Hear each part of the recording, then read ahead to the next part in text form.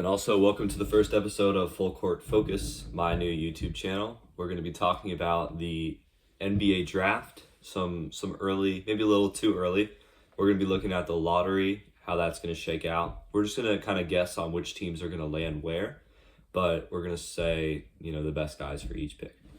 Yeah, let's start with the number one pick. I think in my opinion, I think the Kings will probably get this pick because they're not that good, and usually the worst teams in the league usually get these top picks. Yeah. So I think from this pick, I think the Kings will probably draft Darren Peterson. Then all the other positions are mostly set, well not set, but they have decent players there, like DeMar DeRozan, Keegan Murray, Sabonis that they might likely trade. So I think that with him and Keegan Murray in the backcourt is really strong. I think Darren Peterson will be the number one pick, but the problem is Keegan Murray's a front court player. Front court. Yeah. Oh yeah, backwards though. Yeah. But I think the bad thing might just be the injury problem for David Peterson because he always gets hurt in these big games, so that's probably a concern. But he's probably in my opinion the best player in the class. I really like that idea. I think also Domantas Sabonis I don't think Domantas Sabonis will be on this roster next year, so I think they might. In my opinion, the best player available is either Cam Boozer or Caleb Wilson. And I think they might go with one of those guys as bigger players who can kind of do everything, be an offensive hub, more so than just a guard. But I definitely think Darren Peterson is a good player. I do think he's more of a shooting guard, though, than a point guard. So we'll see how that shakes out and where he fits in the NBA. Yeah. Let's move on to the second pick, and I think, like we said, Utah Jazz. I feel like they're mostly set with Keontae George, Markkanen, Kessler, and Jaren Jackson Jr. They're really good defensively. I feel like they just need that one position, shooting guard. Like I said, I feel like Dubanston can play the two, but I kind of changed my mind on that. I have them going Kingston Fleming from Houston. Just seeing him, I think he averages the most on the team this year. He's just been so dominant for Houston. That's why Houston is one of the best teams in the country. So I think that's a perfect fit for the Jazz. He'll fit right into the probably starting lineup. So since I had Cam Boozer going number one, I definitely think this pick is going to be Darren Peterson. I think he fits really well with the Utah Jazz, but I think he needs to learn how to be a secondary guard and a two guard because I think that's where his role is in this league. Because the Jazz already have Keontae George and they already have Isaiah Collier, and those are two pure point guards, or maybe Keontae's more of a shooting guard. But if he can learn how to be in that off-ball role, it's so valuable. And plus, the Jazz are playing guys like Svi Mikhailiuk at the shooting guard this year, and that's just not sustainable long-term. I think they need to find a young piece that fits there or make a deal. Yeah, I think let's move on to the number 3 pick. I think that will be the Wizards here. Yeah. Washington. I feel like the Wizards are pretty young still. You get Trae Young, Anthony Davis, and you get Keyshawn George. I feel like the 2 and 3 is still maybe Trey Johnson can play there. Bilal Coulibaly has some upside in him, but he's not showing it. I think this is where Dubanston if I gets picked for me. I feel like he just fits right in. He can play the 3 or 4 sometimes if Keyshawn George has some injury problems like he has. I feel like Dubanston just fits right into that role. Some nights he could be the leading scorer in the team. In my opinion, he could probably be the leading scorer most nights, have 20, 25, not even 15. And still. So I like that. I think that AJ Dubance has a really good shooting form. I think he can really develop. He's about 6'8", 6'9", same height as Cooper Flagg and Ace Bailey and those guys that were super touted last year. And I think even coming from a maybe not as big of a program with BYU, I saw him working with Lethal Shooter. I think he's going to be a really good player, but where he fits is a little interesting to me because obviously Washington, they have a lot of guys like Keyshawn George is going to be like a tweener guy between the shooting guard and the small forward. I think they have Bilal. They also have, like you said, Bilal Coulibaly. He's struggling with his 3-point efficiency and efficiency overall, but good defender. I don't want AJ Dubance to go there just because I think he deserves a program and a franchise that's going to prioritize winning. But maybe Washington's there. They acquired Anthony Davis. They acquired Trae Young. Anthony Davis is a guy with a championship. Trae Young has a Eastern Conference Finals appearance. Those things do matter. Veteran experience matters. They have some veterans like Anthony Gill, but I think Trae Young and Anthony Davis are really going to make a difference in this franchise Yeah. and take them out of purgatory. They're going to really turn them into a perennial playoff contender, and I'm excited. Yeah. Okay, let's move on to number 4 pick now. I think this will probably be the Pelicans pick. Yeah. Yeah. Well, no, because the Pelicans don't own their pick this year. It's pretty complicated, but I believe that pick will go to the Hawks. This could be a big. This is huge, but I think a point guard is what they need. No Trae Young. Yeah, I like Mikael Brown of Louisville. I think is where he's from. Mikael Brown. Keaton Wagler also. I think Keaton Wagler from Illinois. I saw a Michigan game. I saw a Michigan State game a few nights ago of him. Michigan State. He struggled, but he made his free throws. So I don't really know. He was like 1 for 9 shooting. Yeah. But Mikael Brown had 45 the other day against, I think it was Baylor or something. Yeah, this is the highest I've seen Mikael Brown go in any mocks, is around number 4. I think it might be a little high, but I think this draft class is very high in forwards, and then the guards are kind of on similar levels. Other than Darren Peterson, there's not a guy that stands out crazy to me as the future of a franchise, but I think Mikael Brown Jr. is a scorer. He's confident. So, yeah. I think this is a draft class where you just don't know where the ways going to go. Like, the Hawks could draft Killables, and also that happened with none more Trae Young, and yeah, I think CJ McCollum's probably not the option long term. I think this is where Keaton Wagler or Mikael Brown go, but I'm leaning towards Mikael Brown at number 5. Just how he plays the last few. Like, watching this, he's having 45 points a game. That is, like, crazy. Yeah. No one only dropped 45 points in college, so you play a 40-minute game, 45 points, that's like a basket a minute. That is crazy. So. I think now more than ever, though, what NBA teams are looking for is what can they be in the future. Nobody wants that 22, 23-year-old guy who's proved himself. Most teams want younger players that can turn into something, and I think that's what we're going to see a lot this year. I think guys that I like a lot that are later in college, a player like Tahad Pettiford, who was supposed to be a lottery pick last year, I don't know where he's going to go because he's a year older, and I haven't seen crazy improvement from him. A guy like Bennett Sturts I also really like, but another older player. He's like 22, 23. Yeah, but I think he's a late first-round pick. Something else, in my opinion, I think this is where it kind of shakes up, where it's going to come down to tournament play, because you're not going to know. Like, Mikael Brown, like, he could average, like, 25 in the tournament and Louisville wins the championship. That's probably not going to happen, but that could shake some stuff up. Like, Mikael Brown could go top 3 easily, just based on how he's playing the last few weeks. I think let's move on to number 5th pick. Number 6 pick. I think What team? Who do you think would have this pick? Maybe the Pacers. I think we should go with the Pacers. I think, without even thinking, it's Caleb Wilson. I think he's the guy that fits with their roster. Pascal Siakam is a very versatile player. He doesn't really have a position, in my opinion.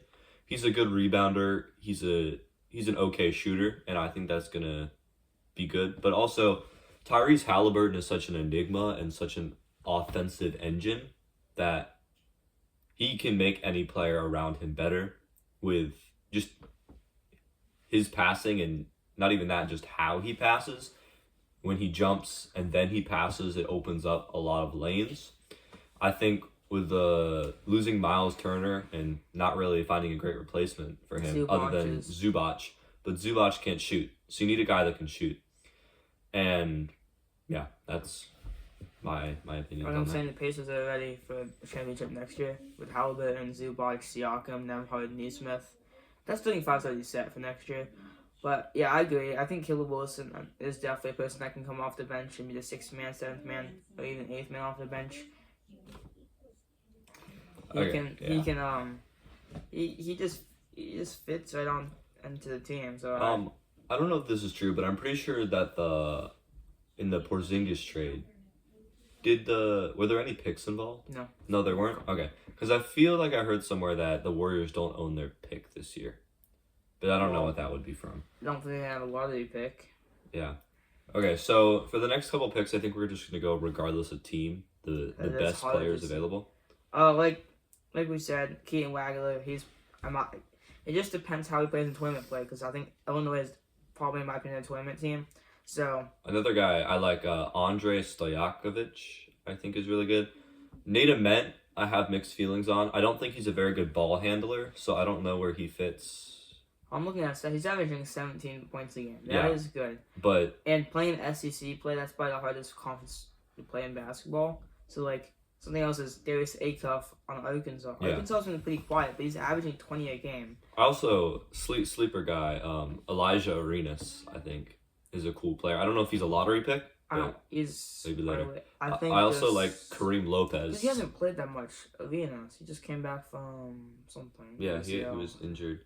But I Kareem also Lopez, 7. yeah, Kareem Lopez playing with the BNZ Breakers in New Zealand. He can be interesting. A guy I really like is Ade Mara. He's 20 years old, and he's a great basketball player. He's 7'3". He's averaging around 11 and 7. He was someone that I wish the Warriors would target, but I think he's going to end up going somewhere else. I would like to see him in Milwaukee, but I don't think that's going to happen. Mara kind of like reminds me of Kaman Malawatch, but he can shoot threes. Yeah. Mara's maybe a little bit worse defensively because he's not. I think not as athletic, but he can definitely shoot a three at a high rate. I think he could probably shoot like Wemby, but he's not gonna be Wemby. He's just Yeah. he like There's nobody that's going to be Wemby. He's a one-of-one kind of basketball player. But yeah, but someone else. I think from Florida, Thomas Houck. He is. Thomas Hawk, yeah. He's gonna be 23 when he gets drafted. My thing is like watching him at March Madness last year, Florida National Championship. Dude, he was awesome to watch. He was like hustling every play, Yeah. a lot of rebounds, scored a lot. I think this year, I think he's one of the leading scorers on. I think he might be the leading scorer. He is averaging 17 a game, Yeah. so that's like something to watch. I think another person is Michigan. Wait, I want to talk about. So for Thomas Hall, I think he's had a huge improvement year to year, and that's something I really like to look at because more and more in the modern NBA, you're seeing guys get opportunity, and in the NCAA, you're seeing guys get opportunity and become really good players, and I think that's what he needed because he's a bigger guy for the wing position. I think he's a small forward, power forward, but with Walter Clayton, I think was with him last year. Yeah, He's still at Florida. Yeah. August, he's 6'9". Yeah, so he's gonna be interesting. He could play 2, 3, and 4 maybe. Yeah, one guy I wanted to talk about that I think we should have talked about earlier is Jaden Quaintance. He is a guy that I really like. I think at the minimum, he's a worse version of Isaiah Stewart, and that's someone you still want on your roster. Isaiah Stewart is a very good basketball player. But do you have any opinions on Quaintance? I don't know. I just haven't really watched him play, and Yeah. He's not really getting an opportunity on Kentucky because just the injuries he's having. Yeah. I just haven't really seen him play, and But I know he's decent. He can score. He Yeah. can go on some crazy runs. We've seen guys with injury problems in college go and be really good. Like a guy like Joel Embiid, he had lots of problems and actually missed the first 2 seasons of his career with injuries. But then you Yeah. also have someone on the opposite end, like James Wiseman, who missed the majority of his only college season from injury, and he never turned into that guy. So I think we could see it go both ways, but I'd like to think that he's going to be a good basketball player. Something else I'll talk about is Yaxa Lindenberg, from Michigan, 6'9". Great basketball player, yeah. But the bad thing is he's 23. Yeah. He'll probably be 24 when the draft happens. That could. He's pretty good. He's averaging 14.7 rebounds at Michigan this year, leading scorer I think at Michigan. Points, you mean 14.7 points? Yeah. Yeah. But Yeah. he's old. That's the problem. He could go anywhere from like 15 to 30. I think. He Yeah. could even fall in the second round just based on The how old the he one is. thing teams need to be wary about when looking at older prospects is in the past you have a guy that is out of the league now in Chris Duarte, who was drafted in the lottery, good player. He was an older player. And older players tend to, if you're not good right away, you're buried in the rotation. A guy like Dalton Connect had that problem happen to him too. If you're not the guy you're expected to be right away, teams don't think you're going to develop and they don't give you that opportunity. And I think that's a guy it might happen to. Yeah, we're not gonna be on this for probably do a few more minutes on here, but I like to do something else with Braylon Mullins, freshman from UConn. I don't think know out of anything high about this school guy. he was the best shooter out of high school. I think I saw something McDonald's All-American game. I don't think he missed a three in that game. He is. I know UConn has they have Alex Caravan, Silas Demery, Solo Ball. He is like the sixth man on UConn. He is like the shooting guard, like the backup shooting guard who. Some days he can have 25 or 5 points. So he doesn't. There's some games he plays and does not, but he's always in the hit threes if you need them. Yeah, a great player who was actually a sixth man on his college team. I think Devin Booker was in a similar situation back in college. Was very, very good shooter off the bench, and that man scored 70 points in an NBA game. He is one of the best players in the league now. I don't know if that trajectory is not guaranteed, but I think it's definitely something that's possible. A guy I also want to talk about is JT Toppin. I think he's at Texas Tech. The thing is, he's a senior. Is he a senior? I think don't he's know. like 22, But 23. he's a bigger guy who can shoot threes, and he's going to be a first-round pick. It's just where and who wants him. I think he'd be a good fit on the Boston Celtics, actually. He kind of reminds me of Janai Boom at Auburn last year. He's not gonna he's gonna take threes, but not gonna go in a lot. Yeah. He's He's more a athletic. lefty, He's way more athletic than Janai Janai Boom. though. He's putting Janai Boom in the G League this year has been awesome. He was good at Auburn last year, so that could I kind of my similarity there. I think someone that could be really slept on is Koa Pete at Right. Arizona. He's a really good defender, right? He could go top 5, but Yeah. he's a really good defender. He's a tough player. He's gonna player. fight for loose balls. Someone else, Braden Berries at Arizona, leading scorer this year, really good shooter. Didn't really start off the season good because he didn't get much playing time, but he's someone else to talk about. Jane Quintons. Yeah, I think we're good. Yeah, I think that's pretty much it. Yeah, thank you guys for tuning in. Yeah, thank you guys for tuning in. Another episode of Full Court Focus and Jordan Phone Show. Yeah.